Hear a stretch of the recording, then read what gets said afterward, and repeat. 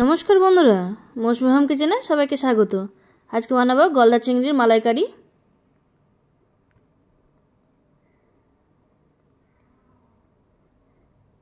চিংড়ি মাছগুলোকে ভালো করে কেটে নেব। আর এখানে সব কিছু রেডি করে নিয়েছি।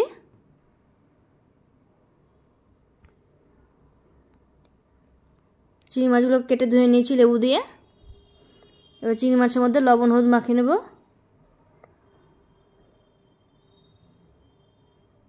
মাখানো হয়ে গেছে। কড়াই সরষের তেল দিয়েছি, তেল গরম হয়ে গেছে। এবার চিংড়ি মাছগুলো এক একে তেলে ছেড়ে দেবো।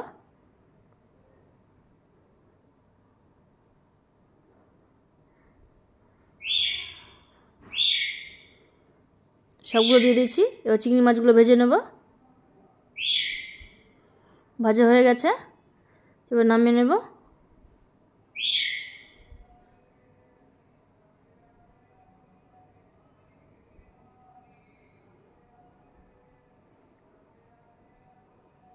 এবার ওই তেলে চিংড়ি মাছের ঠ্যাংগুলো ভেজে নেব।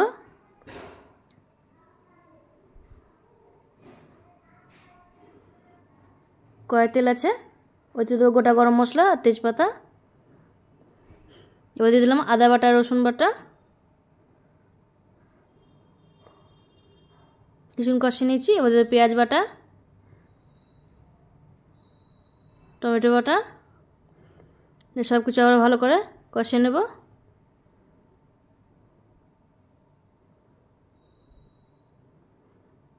এবার দিয়ে দেবো পরিমাণ মতো লবণ, কাশ্মীরি লাল লঙ্কার গুঁড়ো, হলুদ গুঁড়ো আর ঝাল লঙ্কার গুঁড়ো।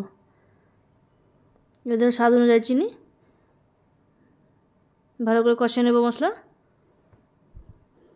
কষানো হয়ে গেছে, তেল ছেড়ে এসছে। আগে থেকে নারকেল বেটে রেখেছিলাম, বেটে ভালো করে ছেঁকে দুধটা বের করে নিয়েছিলাম আর অল্প সামান্য জল দিয়েছি। এবার দুধটা দিয়ে দিলাম মশলার মধ্যে।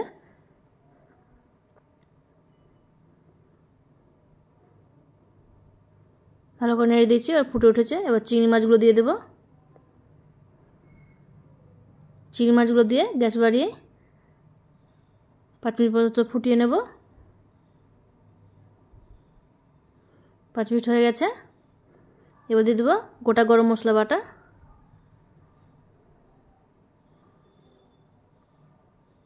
ভালো করে নেড়ে নামিয়ে নেব।